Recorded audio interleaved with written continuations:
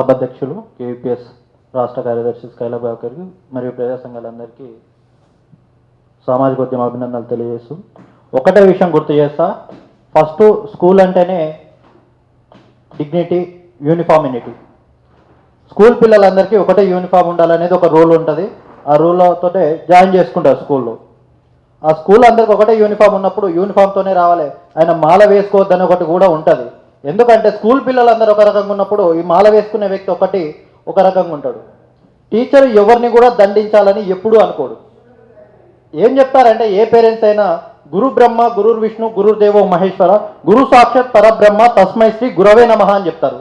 అంటే అన్నిటికంటే గురు బ్రహ్మ, గురు విష్ణు, గురుదేవో మహేశ్వర్ అన్నప్పుడు మీ దేవుళ్ళందరికంటే గురువే గొప్పవాడని చెప్పినప్పుడు ఆ గురువుని దండించామని చెప్పినప్పుడు నువ్వు ఆ గురువునే దండించినట్టు అర్థమవుతుంది కదా. ఇక్కడ నువ్వు గురువుని, దేవుని పూజిస్తావు, అక్కడ ఆ దేవుణ్ణి పూజిస్తావు, ఇక్కడ ఈ దేవుణ్ణి తన్నకున్న తండ్రిని తప్పి ఒక దళితుడని చెప్పేసి నువ్వు ఇక్కడ భౌతికంగా దాడి చేస్తావు. ఇది ఏ రకంగా కరెక్ట్ అని చెప్పేసి ఎల్ఎస్ఎఫ్ఐగా మేము డిమాండ్ అడుగుతా ఉన్నాం.